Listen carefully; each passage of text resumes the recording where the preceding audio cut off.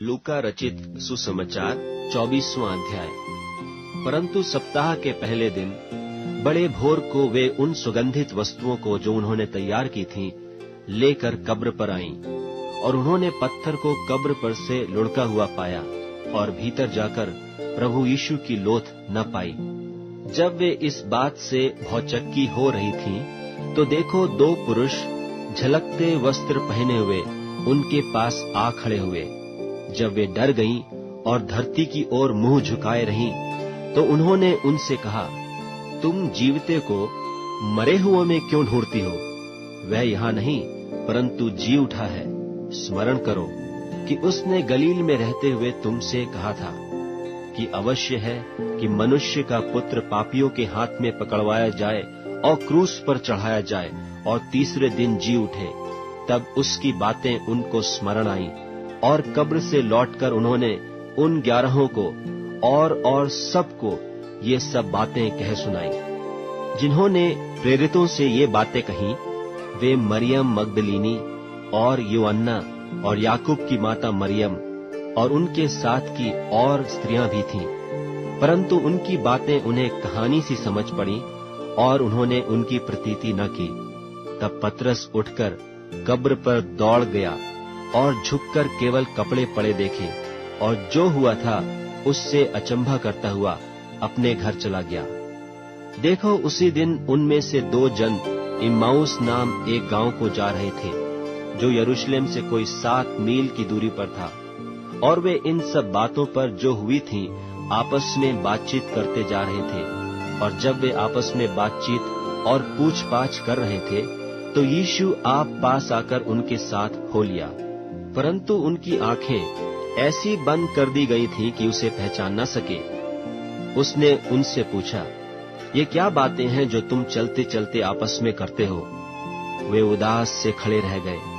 यह सुनकर उनमें से क्लियोपास नाम एक व्यक्ति ने कहा, क्या तू यरूशलेम में अकेला परदेशी है, जो नहीं जानता कि इन दिनों में उसमें क्या क्या हुआ है?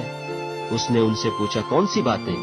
उन्होंने उससे कहा, यीशु नासरी के विषय में, जो परमेश्वर और सब लोगों के निकट काम और वचन में सामर्थी भविष्यद्वक्ता था, और महायाजकों और हमारे सरदारों ने उसे पकड़वा दिया कि उस पर मृत्यु की आज्ञा दी जाए, और उसे क्रूस पर चढ़वाया। परंतु हमें आशा थी कि यही इस्राएल को छुटकारा देगा, और इन सब बातों के सिवा इस घटना को हुए 3रा दिन है। और हम में से कई स्त्रियों ने भी हमें आश्चर्य में डाल दिया है, जो भोर को कब्र पर गई थीं, और जब उसकी लोथ न पाई, तो यह कहती हुई आई कि हमने स्वर्गदूतों का दर्शन पाया, जिन्होंने कहा कि वह जीवित है।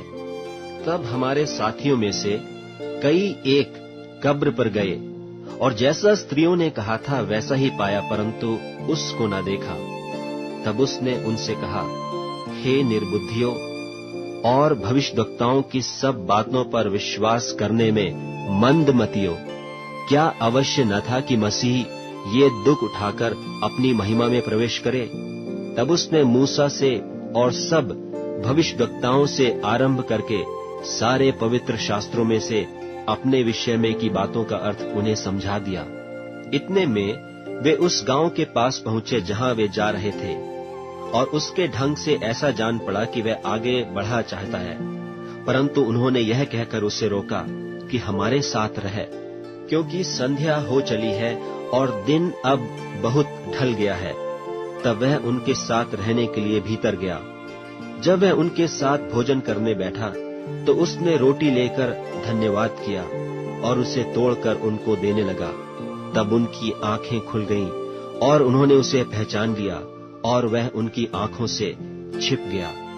उन्होंने आपस में कहा, जब वह मार्ग में हमसे बातें करता था और पवित्र शास्त्र का अर्थ हमें समझाता था, तो क्या हमारे मन में उत्तेजना न उत्पन्न हुई? वे उसी घड़ी उठकर यरूशलेम को लौट गए और उन 11 और उनके साथियों को इकट्ठे पाया। वे कहते थे, प्रभु सचमुच जी उठा है और शमौन को दिखाई दिया है। तब उन्होंने मार्ग की बातें उन्हें बता दी, और यह भी कि उन्होंने उससे रोटी तोड़ते समय क्यों कर पहचाना। वे ये बातें कह ही रहे थे कि वह आप ही उनके बीच में आ खड़ा हुआ और उनसे कहा, तुम्हें शांति मिले। परंतु वे घबरा गए और डर गए और समझे कि हम किसी भूत को देखते हैं। उसने उनसे कहा, क्यों घबराते हो और तुम्हारे मन में क्यों संदेह उठते हैं? मेरे हाथ और मेरे पांव को देखो कि मैं वही हूँ। मुझे छू कर देखो, क्योंकि आत्मा के हड्डी मांस नहीं होता जैसा मुझ में देखते हो। यह कहकर उसने उन्हें अपने हाथ पांव दिखाए।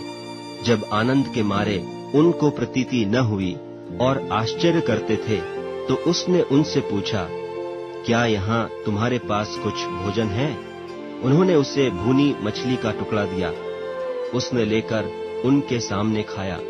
फिर उसने उनसे कहा, ये मेरी वे बातें हैं जो मैंने तुम्हारे साथ रहते हुए तुमसे कही थीं, कि अवश्य है कि जितनी बातें मूसा की व्यवस्था और भविष्यद्वक्ताओं और भजनों की पुस्तकों में मेरे विषय में लिखी हैं, सब पूरी हों।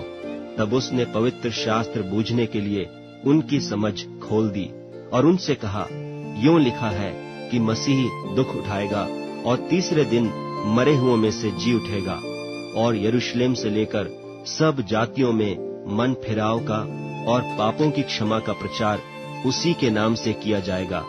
तुम इन सब बातों के गवाह हो। और देखो, जिसकी प्रतिज्ञा मेरे पिता ने की है, मैं उसको तुम पर उतारूंगा, और जब तक स्वर्ग से सामर्थ न पाओ, तब तक तुम इसी नगर में ठहरे रहो। तब वह उन्हें बैतनिय्याह तक बाहर ले गया और अपने हाथ उठाकर उन्हें आशीष दी, और उन्हें आशीष देते हुए वह उनसे अलग हो गया और स्वर्ग पर उठा लिया गया। और वे उसको दंडवत करके बड़े आनंद से यरूशलेम को लौट गए और लगातार मंदिर में उपस्थित होकर परमेश्वर की स्तुति किया करते थे।